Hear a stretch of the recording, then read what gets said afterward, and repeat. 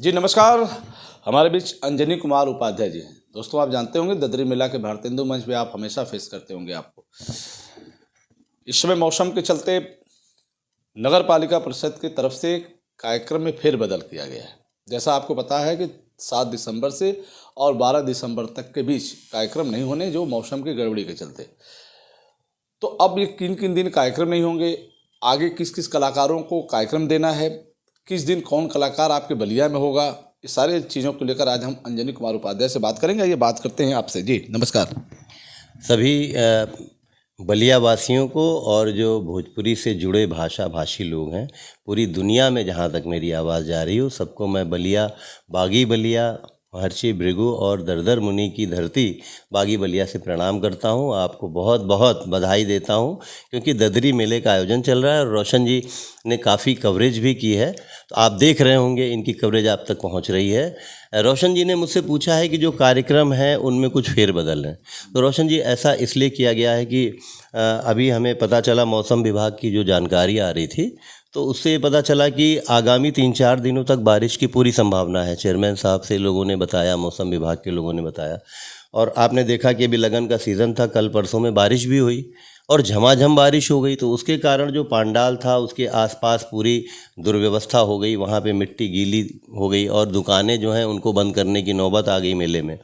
तो इस कारण से हमने ये फैसला लिया है कि हम इतने बड़े बड़े कलाकार बुला रहे हैं, अगर उनको हम प्रॉपर सम्मान ना दे पाएँ, जनता आए, कहीं फिसल के कोई गिर जाए, कोई ऐसी दुर्घटना हो जाए, तो इन सारी चीज़ों को ध्यान में रखते हुए हमने मेले को आगे बढ़ाने के लिए चेयरमैन साहब से कहा, आयोजन समिति जो उनकी पूरी है, डीएम साहब तक ये बात पहुंचाई गई कि मेले की डेट को एक्सटेंड किया जाए और जो इधर 3-4 दिन बच रहे हैं, अगर पानी ना बरसे तो बहुत अच्छी बात है, तो वहाँ की मिट्टी थोड़ी सूख जाएगी, माहौल फिर से एक बार कार्यक्रम कराने लायक हो जाएगा।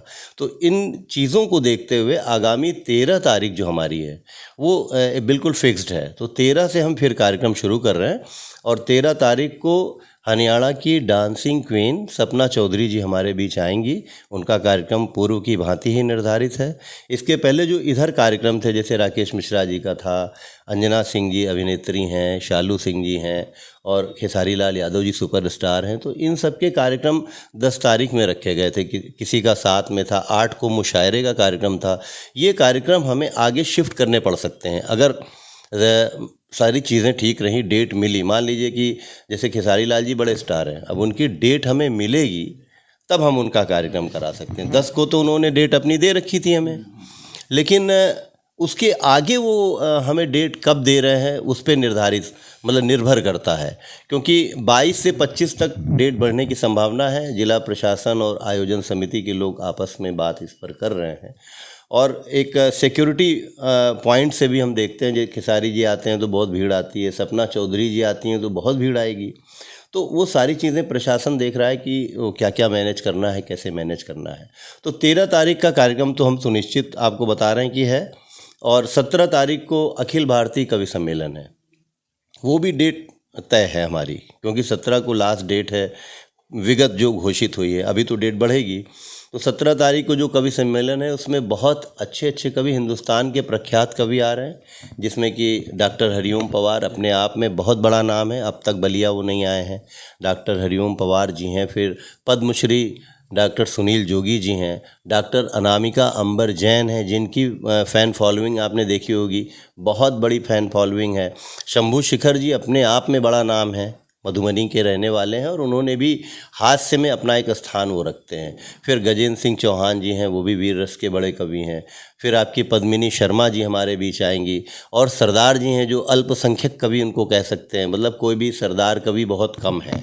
तो पंजाब से ताल्लुक़ रखने वाले प्रताप फौजदार जी को भी हम बुला रहे हैं। इसके अलावा मुकेश जोशी मासूम एक नाम है, और बलिया की धरती के एक कवि हैं हर्ष पांडे जो युवा हैं। तो हमने देखा कि उनको भी समायोजित करना बहुत ज़रूरी है, क्योंकि बाहर बहुत नाम कर रहे हैं, बलिया में आएंगे, बलिया वासी उनको जाने, क्योंकि यहाँ बहुत कम रहे हैं, बाहर दिल्ली वगैरह ही रहे हैं। तो हर्ष पांडे को भी हमने मौका उसमें दिया है, बुलाया है, आमंत्रित किया है। और एक और कवि हैं सच्चिदानंद पाठक मुन्ना जी, बहुत अच्छे कवि वो भी हैं, उन्होंने भोजपुरी में हनुमान चालीसा लिखी है। और एक कवि हम बुला रहे हैं मुकेश जोशी मासूम, वो राजस्थान के हास्य कवि हैं। तो एक बहुत प्रतिष्ठित और सम्मानित कवियों का इस बार संगम लग रहा है। इतने बड़े कवि एक साथ बलिया के मंच पे नहीं आए हैं। मैं ये मानता हूँ कि डॉक्टर कुमार विश्वास जी यहाँ आ चुके हैं, कई बड़े कवि इसमें आ चुके हैं, लेकिन एक साथ इतने बड़े बड़े कवियों का जमावड़ा शायद ही कभी हुआ होगा बलिया की धरती पर। तो आपसे मैं ये अनुरोध करूंगा कि 13 को सपना चौधरी जी और 17 को, क्योंकि कवि सम्मेलन विराट कवि सम्मेलन है और बलिया का कवि सम्मेलन पूरी दुनिया में मशहूर है। जैसा कि आप जानते हैं, पहला कवि सम्मेलन जो शुरू हुआ, जो परंपरा शुरू हुई हिंदुस्तान में या दुनिया में, वो बलिया के मंच से शुरू हुई। इसी भारतेंदु मंच से 1894 में भारतेंदु हरिश्चंद्र जी ने पहली बार कविता पाठ किया था, पहली बार वो बोले थे इस मंच से। तो इस तरह रोशन जी ये पूरे कार्यक्रम हैं। हम कोशिश कर रहे हैं कि 13 से 17 के मध्य में मुशायरा भी आयोजित कर दें।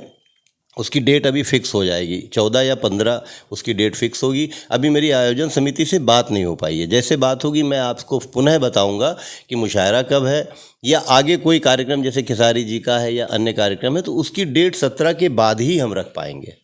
चलिए, बहुत बहुत धन्यवाद। आपने अंजनी कुमार उपाध्याय जी को सुना, उन्होंने बताया कि कार्यक्रम डेट वाइज है, किस दिन में कौन कलाकार होंगे, लेकिन आयोजन समिति की एक बैठक होनी है जिसमें तय होगा जो 7 और 12 के बीच जो कार्यक्रम स्थगित किए गए, किसी मौसम के कारण बंद किए गए, वो आगे किस तरह से बढ़ेंगे उसको लेकर जो आयोजन समिति का जो फैसला आएगा उसके बाद आपको बताया जाएगा। तब तक लेते हैं, देखते रहिए बलिया आजकल। मैं रोशन जायसवाल, नमस्कार।